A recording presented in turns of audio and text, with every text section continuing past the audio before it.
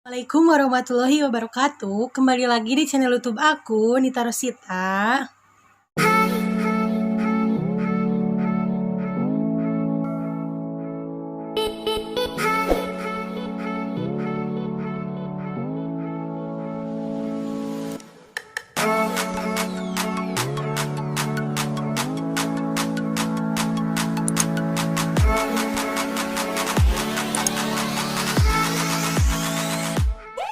Di video kali ini sudah biasa aku pasti akan sharing tentang jurusan kuliah aku, yang mana di dalam YouTube aku, kalau nggak salah di video suka duka kuliah analis itu di bawahnya ada komentar katanya gini, kalau misalkan melakukan praktikum apakah selalu ada laporan yang kita bikin? Nah, aku akan jawab di video ini, yaitu jadi buat teman-teman semua yang bertanya demikian, kalau misalkan saya sendiri kuliahnya jurusan analis kesehatan atau medical laboratory technology, yaitu D3 bukan D4, karena D3 itu lebih banyaknya praktikum.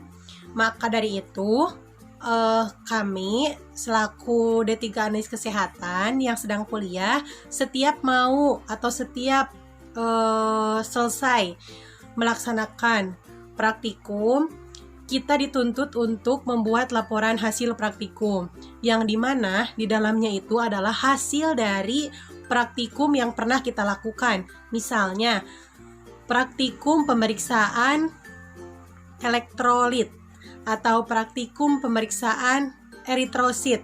Nah, itu kita membuat laporan hasil praktikum yang di dalamnya meliputi judul praktikum, tanggal praktikum, hari, jenis pemeriksaan, metode pemeriksaan, prinsip alat atau prinsip pemeriksaan, dan juga dasar teori.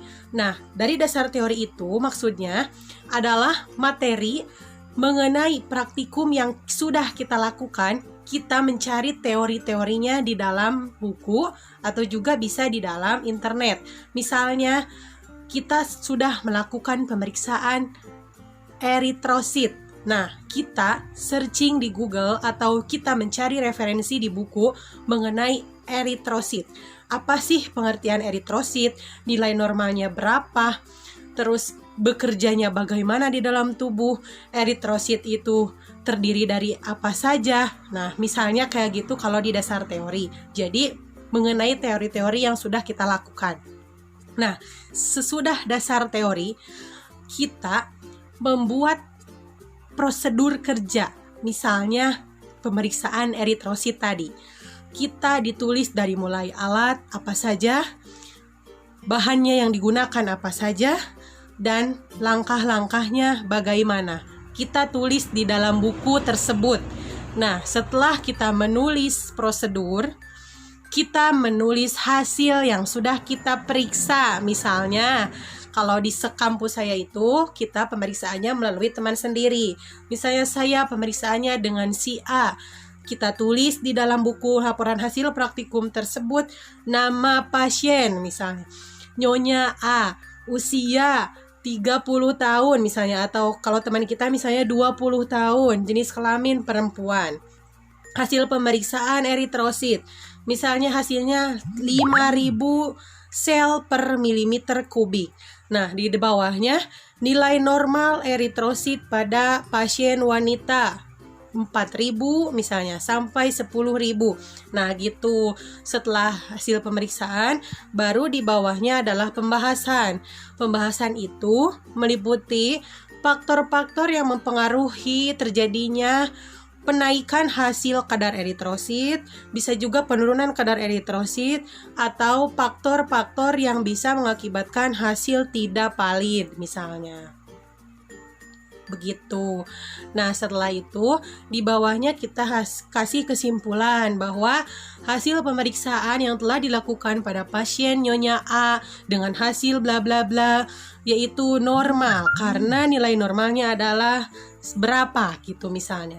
Kalau misalkan nilai normalnya 4.000 sampai 10.000 dan hasilnya adalah 12.000 misalnya, itu bisa dikatakan adalah leukositosis atau kelebihan kadar leukosit kalau leukosit. Kalau eritrosit bisa kelebihan eritrosit gitu. Jadi setiap kita selesai praktikum, kita dituntut membuat laporan hasil praktikum yang dimana tadi sudah poin-poinnya aku sebutkan. Nah, jadi kalau ada yang bertanya begitu, ini lihat video ini. Karena buat apa kita dibuat suatu laporan hasil praktikum? Gunanya adalah untuk mengevaluasi sejauh mana mahasiswa bisa memahami praktikum yang sudah dilakukan. Dan juga kita selesai melaksanakan praktikum tersebut, kan kita membuat laporan praktikum tuh. Nah, laporan praktikum itu kita bisa baca. Jadi kalau misalkan kita lupa, kalau misalkan kita mau ujian praktikum, kita bisa melihat dari buku tersebut.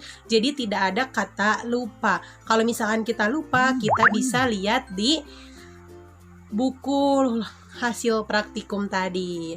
Jadi kalau di kampus saya setiap selesai praktikum kita wajib membuat laporan hasil praktikum yang dimana itu gunanya untuk mengevaluasi sejauh mana mahasiswa mengerti hasil praktikum yang sudah dilakukan dan juga untuk bahan kita belajar apabila kita lupa dengan praktikum yang dulu-dulu. Jadi kita bisa membuka kembali buku tersebut. Nah, jadi buat teman-teman semua yang lagi nonton video ini, saya harap kalian tidak boleh pesimis terhadap jurusan yang kalian minati. Misalnya kalian pengen seperti jurusan ke analis kesehatan, tetapi kalian masih lemah dalam bidang perhitungan. Tidak usah khawatir ya, karena di analis kesehatan itu semuanya tidak tentang hitung-hitungan, semuanya humble atau istilahnya nggak paling banyak hitung-hitungan, nggak paling banyak teori, itu semuanya sama. Dan ketika kita pengen masuk ke jurusan analis, tetapi kita masih berpikir kita tidak mampu, kita harus mencoba dulu. Nah, buat teman-teman semua, jangan lupa yang lagi nonton video ini, klik di bawah yang warna merah yang tulisannya subscribe, karena subscribe itu gratis, kalian tidak perlu bayar. Dan juga kalau misalkan nanti subscribe-nya sudah mencapai 1000 subscriber, insya Allah saya akan bikin video mengenai yang sudah saya bikin waktu dulu, waktu masih 500 subscriber. Aku udah bikin video tentang kisah hidup aku, tetapi sayangnya udah ke format jadi nggak bisa kembali lagi filenya. Jadi insya Allah kalau misalkan udah 1000 subscriber aku akan buat, dan insya Allah ini buat pelajaran kalian semua juga, dan juga bisa ambil hikmahnya dari kejadian tersebut. Wassalamualaikum warahmatullahi wabarakatuh.